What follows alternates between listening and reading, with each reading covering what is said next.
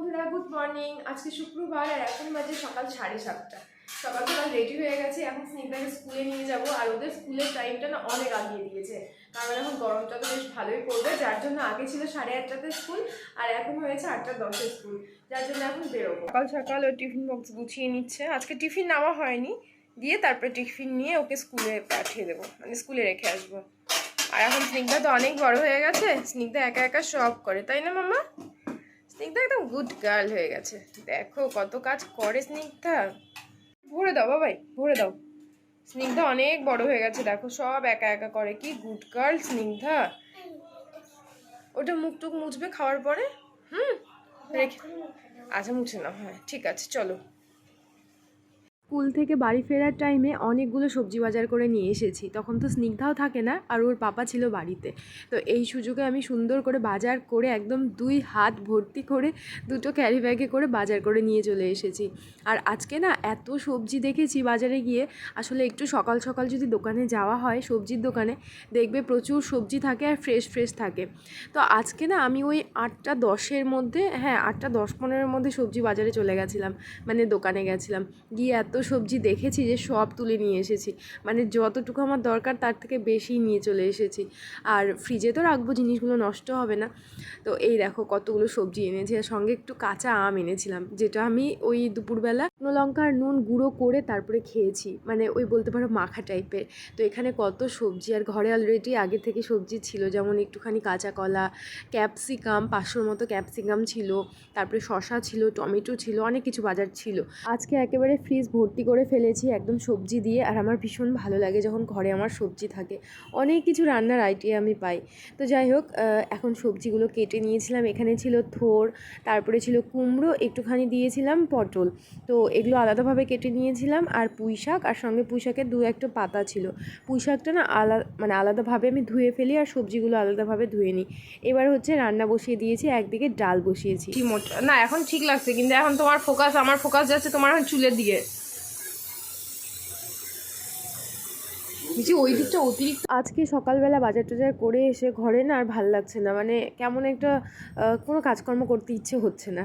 তো যাই হোক, সেটা আর ভাবলে তো হবে না। তো ভাবলাম ঘরে যত বসে থাকবো, যত ফোন দেখবো, তত শরীরটা আরও বেশি খারাপ লাগবে, মানে কিছু করতেই ইচ্ছে হচ্ছিল না। আজকে আসলে শরীর খারাপ লাগছিল না, মন খারাপ লাগছিল, যার জন্য চলে এসেছি রান্নাঘরে। সবজি কেটে একটুখানি বসেছিলাম, তারপরে দেখছি ফোন দেখে আরও মন খারাপ হয়ে গেল। তার থেকে ভালো আমি রান্নাঘরে চলে এসেছি। এবার রান্নাটা তাড়াতাড়ি করে বসিয়ে দিলাম।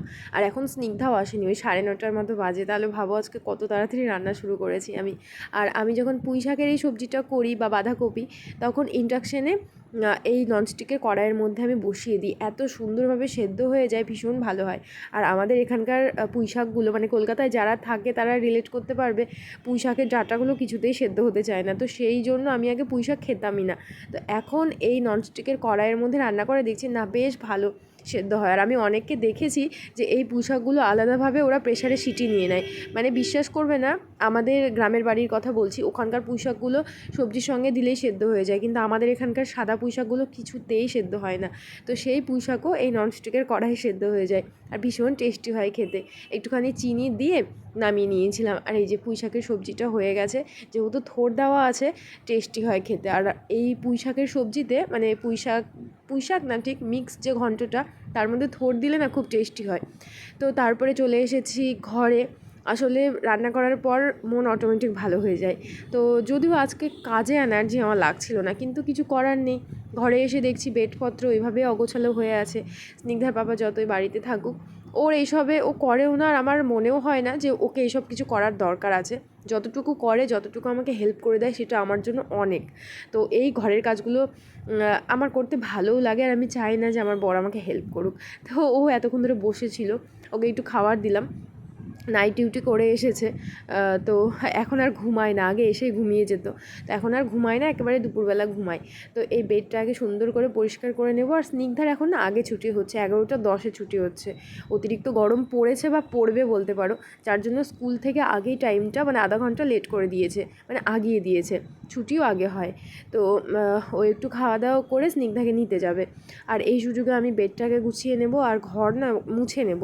আমি এখন আর ঘর ঝাড় দিচ্ছি না, কারণ কারণ একে তো ধুলো, মানে আমাদের কোন্নগরের যা অবস্থা, একটা রাস্তাও ভালো নেই, এত ভাঙাচুরো, যেহেতু বাড়ি বাড়ি জল দিচ্ছে তার জন্য এত ধুলো আর এত রাস্তা মানে ভাঙা, মানে ধারণা করতে পারবে না, যাদের রাস্তার পাশে বাড়ি তারা একমাত্র বুঝবে। আমি কোনো গেট খুলি না, কোনো জানালা খুলি না, রান্নাবান্না করে রান্নাঘরে জানালাটা লাগিয়ে পর্দা লাগিয়ে দিই, যাতে ধুলোটা কম ঢোকে, মানে ওই কাচের জানালাগুলোর ফাঁক দিয়েও ধুলো ঢোকে, এরকম একটা অবস্থা, প্রচণ্ড ধুলো। তো পর্দা লাগিয়ে দিই, কিন্তু সবসময় এই গরমের মধ্যে পর্দা লাগিয়ে দিলেও তো বিরক্ত লাগে না, যার জন্য এখন আমি আর ঘর ঝাড় দিই না, একেবারে প্রত্যেক দিন এরকম বসে বসে সুন্দর করে মুছে নিই। কারণ ঘর যদি আমি না ঝাড় দিই তাহলে ওই লাঠি দিয়ে মোছা যাবে না, নোংরাগুলো ঘরেই থাকবে। তো প্রত্যেক দিন এরকম একটু অসুবিধা হয়, কিন্তু যাদের একটুখানি পেট বেরিয়ে গেছে, মানে একটু ভুঁড়ি ফুড়ি হয়ে গেছে, তাদের জন্য বেস্ট এই ঘর বসে বসে মোছা। খুব ভালো, জানো তো, আগেকার দিনের মানুষ এরকমই করতো। আমার শাশুড়িকে তো দেখেছি এখনও পুরো বাড়িঘর এইভাবে বসে বসে মোছে, কিন্তু আমাদের অভ্যাসটা চলে গেছে, কিন্তু এটা ভীষণ ভালো একটা জিনিস। তা আমি এখন প্রায় প্রত্যেক দিনই বলতে পারো, সপ্তাহে 2-1 দিন হয়তো মিস হয়, প্রায় প্রত্যেক দিন এরকম করে বসে বসে মুছি।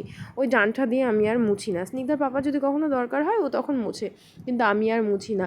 এত ঘর একদম নিট অ্যান্ড ক্লিন থাকে, কি বলবো তোমাদের, মানে ঘর ঝাড় দিয়ে মোছার পরও যত না পরিষ্কার হয়, এভাবে মুছলে আরও বেশি পরিষ্কার হয়। একটু কষ্ট হয়, কিন্তু কোনো প্রবলেম নেই, শরীর সুস্থ থাকবে, বাড়ি পরিষ্কার থাকবে, এর থেকে ভালো কিছু তো আর হতে পারে না। তারপরে এই যে আমার একটা মেনিয়ে আছে বলতে পারো, ব্যালকানি সারাদিনে 2-1 বার করে ধুতে হয়।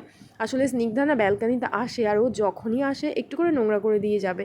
তুলসী মন্দিরে যে মাটিগুলো থাকে সেগুলো একটুখানি তুলে তুলে ব্যালকানিতে ফেলে ফেলে দিয়ে যায়, যার জন্যই আমাকে ব্যালকানিটা 2-3 বার করে ধুতে হয়। তো ঘর পুরোপুরি ক্লিন হয়ে গেছে। স্নিগ্ধা এখন ওর পাপার দেখে দেখে গাছ লাগাচ্ছে, মানে বীজ লাগাচ্ছে, ঘর থেকে বীজ এনেছে। ওলে বাবালে, মাটি লেগে গেছে। হ্যাঁ, বীজ দিয়ে এখন স্নিগ্ধা গাছ লাগাবে। এটা ফুলের, ওই যে হয় না অপরাজিতা ফুলগুলো, ব্লু ব্লু কালারের, ওগুলো। স্নিগ্ধা এখন বীজ লাগিয়ে দিল, দেখার পালা কবে এখান থেকে গাছ বেরোয় বীজ থেকে। হ্যাঁ, ওই ফুটোগুলোর মধ্যে ঢুকিয়ে দিচ্ছে ও এখন। তারপরে জল দিয়ে দিয়েছে। মোটামুটি পাপাকে ভালোই ফলো করে, যে পাপা কিভাবে গাছ লাগায়, তাই না? দেখি হাতগুলো পুরো মাটিতে। আর আমরা না কালকে একটা গাছ কিনে নিয়ে এসেছি আমি, এই যে এটা হচ্ছে জবা ফুল, ওই পিঙ্ক কালার, যেটা বেবি পিঙ্কের জবা থাকে, সেই বেবি পিঙ্কের জবাটা। হ্যাঁ, কালকে একটা ফুটেছিল। আর এইদিকে দেখো কত ফুল ফুটেছে, জুঁই ফুল এগুলো পরে। হ্যাঁ দাও, জুঁই ফুল ফুটেছে, প্রচুর প্রচুর ফুল ফুটেছে, এই যে ভর্তি গাছে জুঁই ফুলে ভর্তি, প্রচুর ফুল ফুটেছে। আমি আজকে পুজো দিইনি, মানে কেনা ফুল দিয়ে পুজো দিয়েছি, তো ফুলটা তোলা হয়নি। কত ফুটেছে, এই যে পুরো সাদা হয়ে আছে গাছটা, এই যে প্রচুর ফুটেছে। আমার চুলে গুজে দিই এই ফুলটা, দেখি। বাবা চুলে তো ভর্তি, কানে গুজে দিই, শিব ঠাকুর হয়ে গেছে উনি। বাহ, দেখি মুখটা একটু দেখি, কি কিউট লাগছে দেখতে। কি আমার এখন কাজ, বিকেল হওয়া মানে গাছে একটুখানি জল দেওয়া। যদিও আজকে মামা এই যে গাছ লাগাচ্ছে এখানে, হাত দিচ্ছি, দাঁড়া আমি এই গাছগুলোতে জল দিই বাবা। এই যে গাছগুলো কি সুন্দর হয়েছে, একদিন বৃষ্টি হয়েছিল, সুন্দর গাছগুলো হয়েছে। এই যে টগর ফুলের গাছটা কি সুন্দর হয়েছে, ফুল গাছগুলো। এখন শুধু একটু করে জল দিতে হবে। কি হলো, কি হলো বাবা, প্লিজ দুষ্টুমি করো না মাম্মা। আর এই দেখো একটু পিটুনিয়া, বাবা দেখি একটু দেখায়, এত গরম পড়ে গেছে তবু ওই পিটুনিয়াটা হয়েই যাচ্ছে, গাছ ভর্তি করে করিয়ে এসছে। কালারটা খুব একটা ভালো না, কিন্তু খারাপ না, ভালো। মামা হয়ে গেছে। ঘরে এসে স্নিগ্ধাকে 1 গ্লাস হরলিক্স খাইয়ে এখন ওকে পড়তে বসিয়ে দিয়েছি, মানে ওর ম্যাম চলে এসেছে। আর এবার আমি একটুখানি চা বানাচ্ছি। এখন গরমকাল, একেবারে ঘন দুধের চা আমি খাচ্ছি না, পাতলা দুধের চা খাচ্ছি। আর চা খাচ্ছি না বলতে পারো, খুব একটা চা এখন খাই না, ওই বিকেলবেলা একবার কি খুব জোর 2 বার খাই, মাঝখানে খুব খাওয়া শুরু করেছিলাম। তো দেখো চাটা কিন্তু অনেকটাই পাতলা, বেশি ঘন দুধের চা এখন আর খাচ্ছি না, মুখ টক হয়ে যাচ্ছে। আর গরমটা পড়লে ভেবেছি খাবো না, অন্য কিছু এখন অভ্যাস করতে হবে। এত গরমে যদি চা খাই কখন অসুস্থ হয়ে যাবো নিজে বুঝতে পারবো না। তো এখানে স্নিগ্ধার পাপা আর আমি বিকেলের টাইমটা একটুখানি চা খাচ্ছিলাম।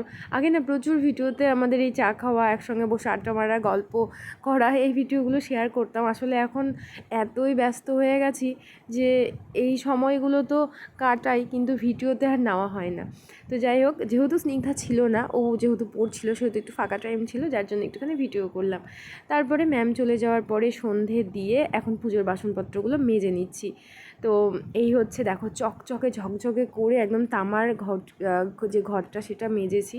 আমি যখন একটু করে সময় থাকে আমার, তখন পুজোর জিনিস, বাড়ির জিনিস একটু পরিষ্কার করে পরিপাটি করে মেজে ঘষে রাখি, নিজেরই ভালো লাগে দেখতে। এই যে আমাদের রাত্রেবেলার একটুখানি আয়োজন, খাওয়া দাওয়ার দুপুরেরই সব ছিল, এখন একটুখানি ভাত আর আলু সেদ্ধ করলাম।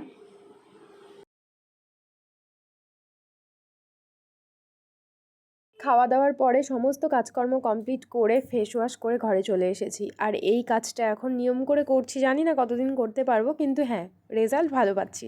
তো এখন ময়শ্চারাইজারটা ব্যবহার করব, মানে ইউজ করব। আর আমি যদি ভিডিও করি তো স্নিগ্ধাকে তো আসতেই হবে।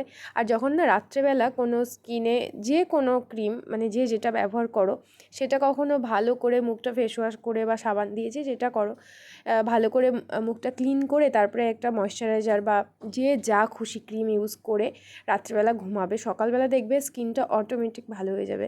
আর আজকে আমি মাথা ভর্তি করে তেল দিয়েছি। শনিবার, কালকে তেলটা রাখবো, রবিবারে শ্যাম্পু করে নেব। সোমবারে আবার স্নিগ্ধার জন্মবার, সেদিন আমি শ্যাম্পু করি না মাথায়। এখন আমরা যাচ্ছি ছাদে, এখন গরম পড়েছে, প্রত্যেকদিন আমরা একটু করে ছাদে যাবো। তুই যা, একা একা যা যা যা, তুই টেঙে টেঙে বেরোবে, দেখো না। হ্যাঁ দেখা দেখা, আরে দেখা দেখা।